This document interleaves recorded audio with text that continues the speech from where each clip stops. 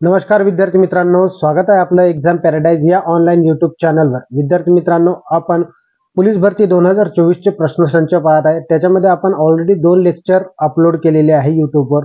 हा तिसरा लेक्चर असेल। अतिशय महत्त्वाचे लेक्चर मी तुमच्यासाठी घेऊन आलेलो आहे, जे की अंकगणित आणि बुद्धिमत्तेचे असतील।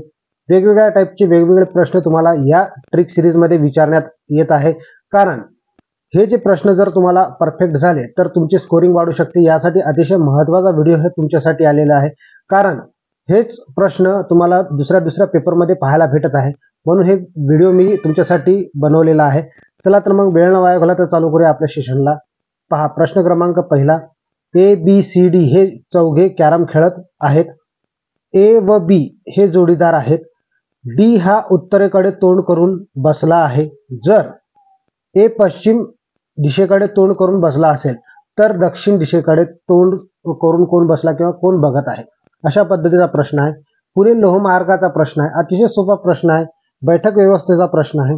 मग पहा, आपल्याला सेकंदात उत्तर भेटते कशा पद्धतीने। पहा, सरळ सरळ त्यांनी काय सांगितलेलं आहे, ए व बी जोडीदार आहे, बरोबर आहे। जर ए पश्चिम दिशेकडे पाहत आहे तर बी कोणीकडे पाहणार आहे। पहा, लक्ष द्या, ही उत्तर दिशा समजण्यासाठी, ही उत्तर दिशा, ही पूर्व दिशा असते आपली जी साईड, ही खालची दक्षिण दिशा असते आणि ही पश्चिम दिशा असते। सोपी गोष्ट आहे। पहा कशा पद्धतीने सोडवणार। डी उत्तरेकडे तोंड करून बसलेला आहे, मग डी चा साथीदार कोण आहे। डी चा साथीदार सी असेल। सी मग दक्षिणेकडे तोंड करून बसलेला आहे। बाकी काही काढायचं काम पडलं का?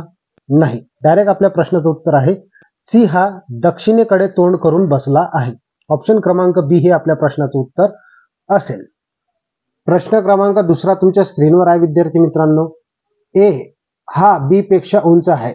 एम हा ए पेक्षा उंच आहे। जी हा एम पेक्षा उंच आहे। वाय हा सर्वात उंच आहे, तर उंचीच्या तुलनेत मध्यभागी कोण असेल, अशा पद्धतीचा प्रश्न आहे। तुलनात्मक प्रश्न आहे। याला सोडवण्याकरिता आपल्याला सर्वप्रथम जेवढे व्यक्ती आहेत त्यांचे नाव लिहून घ्यायचे आहे। आपल्याला ए आहे, त्यानंतर बी आहे, त्याच्यानंतर एम आहे, त्याच्यानंतर जी आहे आणि वाय आहे। मग वाय हा सर्वात उंच आहे। वायची उंची काढून घेतली आपण रेषेच्या माध्यमातून। त्याच्यानंतर ए हा बी पेक्षा उंच आहे।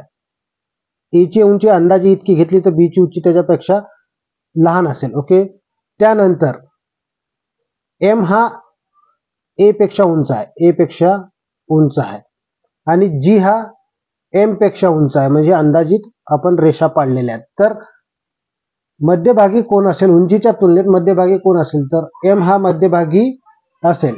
ओके, हे आपल्या प्रश्नाचं उत्तर भेटलेलं आहे। प्रश्न क्रमांक तिसरा तुमच्या स्क्रीनवर आहे विद्यार्थी मित्रांनो।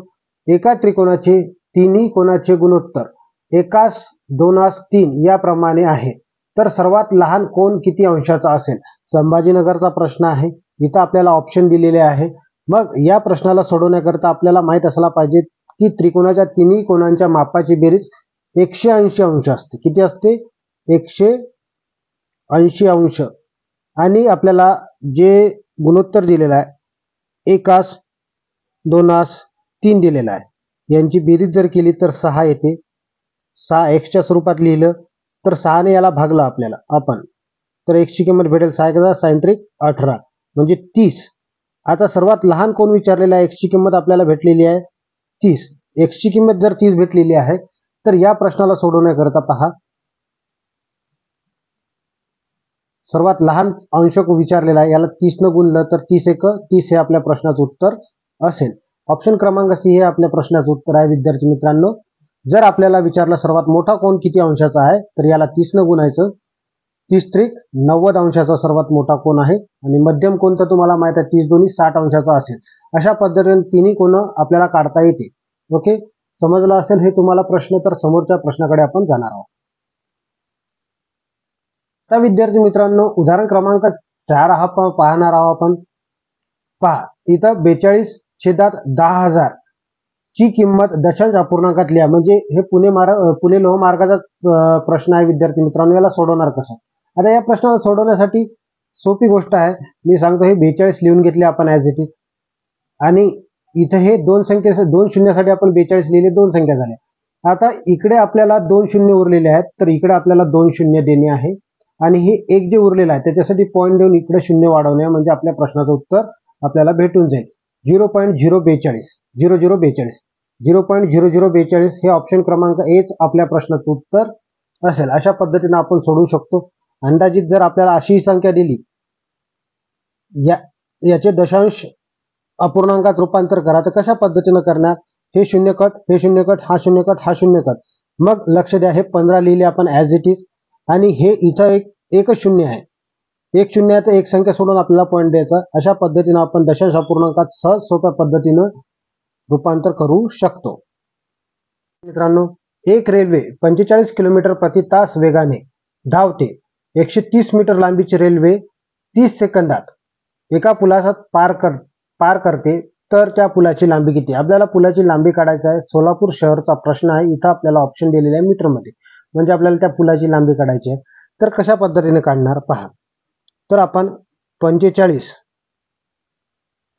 गुणिला 30 गुणिला 5/18 न आपण त्याला भागणार.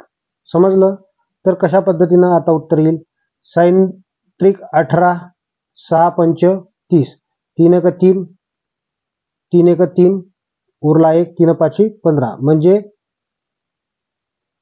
25 पाचा 25 गुणिला 15, 25 गुणिला 15 जर केलं आपण तर उत्तर किती येते?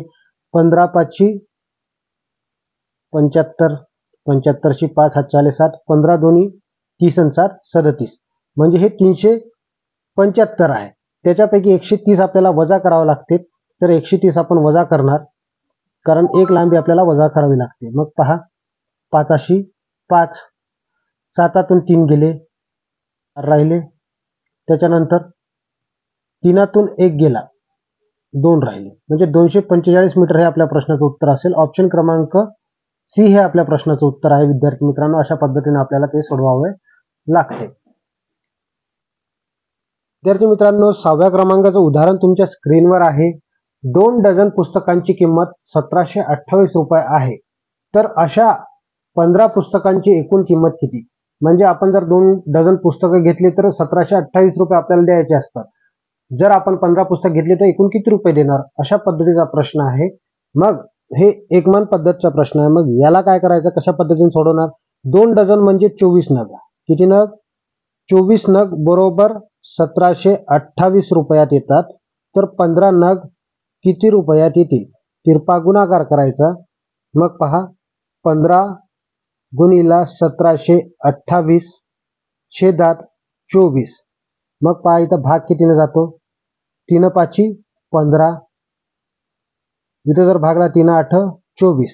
आता 8 वर भाग जातो. 8 एक 8, 8 दोन्ही 16, उरले 1, 8 एक 8, उरले 4, इथं झाले 48, 8 सखम 48, म्हणजेच 5 गुणिला 216 आपल्या प्रश्नाचं उत्तर भेटल. पहा, 5 6ला गुणलं, 5 सख 30शी 0, हातचे आले 3, 5 एक 5 आणि 3 8 आणि 5 दोन्ही 10, म्हणजे 1080 रुपये. 1080 रुपयाला आपल्याला 15 पुस्तक भेटेल. अशा पद्धतीचा प्रश्न आहे. ऑप्शन क्रमांक ए हे आपल्या प्रश्नाचं उत्तर असेल. विद्यार्थी मित्रांनो, अशा पद्धतीने आपल्याला सोडवायचं आहे. काय करायचं आपल्याला? या 2 डझनचं कन्वर्ट आपल्याला नगामध्ये करायचं आहे. 2 डझनचं कन्वर्ट केलं तर 24 नग म्हणजे आपण किती रुपयाला घेतले? 24 नग घेतले आपण 1728 रुपयाला. तर 15 नग बरोबर किती? तिरपा गुणाकार केला. तिरपा गुणाकार केल्यावर आपला प्रश्नाचं उत्तर आलेला आहे 1080 रुपये. अशाच पद्धतीने आपल्याला सोडवावं लागते. समोर जाऊया आता आपण. 7व्या क्रमांकाचा प्रश्न तुमच्या स्क्रीनवर आहे. विद्यार्थी मित्रांनो, 2400 पैकी 144 म्हणजे किती टक्के? हा मुंबईचा प्रश्न आहे. कशा पद्धतीने सोडवणार आहोत पहा. आपण ज्यावेळेस बी आपल्या मार्काची टक्केवारीत रूपांतर करत असतो, म्हणजे आपल्याला 2400 मार्काचा एकूण पेपर असेल तर आपल्याला 44 मार्क भेटले तर किती टक्के मार्क भेटले, अशा पद्धतीनं प्रश्न बनतो तो. मग पहा, याला कशा पद्धतीने सोडवणार? तर 2400 बरोबर 144, 2400 बरोबर 144, तर 100% बरोबर किती? याचा तिरपा गुणाकार करायचा, म्हणजे 100 गुणिला 144 आणि छेदात 2400, हे 2 शून्य कट, हे 2 शून्य कट. आता 24 न वर भाग जातो, 24 न भाग दिला, 24 एक 24, 24 सख 144 म्हणजे 6%. ऑप्शन क्रमांक बी हे आपल्या प्रश्नाचं उत्तर असेल. अशा पद्धतीने आपल्याला सोडवावं लागते. टक्केवारीत रूपांतर करायचं असलं तरी याच पद्धतीने टक्केवारीत आपल्याला रूपांतर करावं लागते विद्यार्थी मित्रांनो. आता समोरच्या उदाहरणाकडे आपण जाऊया. उदाहरण क्रमांक 8 पाहणार आहोत आपण विद्यार्थी मित्रांनो. दोन भावांच्या वयांचे गुणोत्तर 5:6 आहे व त्यांच्या वयांची बेरीज 88 वर्ष आहे, तर मोठ्या भावाचे वय किती? छत्रपती संभाजीनगरचा प्रश्न आहे. कशा पद्धतीने आपण सोडवणार आहोत तर पहा, याला सोडवण्याकरिता आपण काय करणार तर लहान भाऊ मोठा भाऊ अशा पद्धतीने मांडून घ्या, लहान आणि मोठा. ओके, मग लहानाचा गुणोत्तर किती आहे? 5:6 अशा पद्धतीचं गुणोत्तर येईल आणि त्यांच्या वयांची बेरीज किती आहे? 88 वर्ष. तर बेरीज म्हटलं इथं आपल्याला तर या दोघांची बेरीज करून भागायचं. 5 आणि 6 यांची बेरीज होती 11, 11ने भागलं तर इथं उरतात 8, 11 8 88. मग कोणाचं वय विचारलं आपल्याला? या x ची किंमत भेटली आपल्याला 8. ओके, हे x ची किंमतच असते विद्यार्थी मित्रांनो. x ची किंमत 8 भेटली तर आपल्याला मोठ्या भावाचं वय विचारलं. याला 8 न गुणलं, 8 सकम 48 हे मोठ्या भावाचं वय. ऑप्शन क्रमांक बी हे आपल्या प्रश्नाचं उत्तर असेल.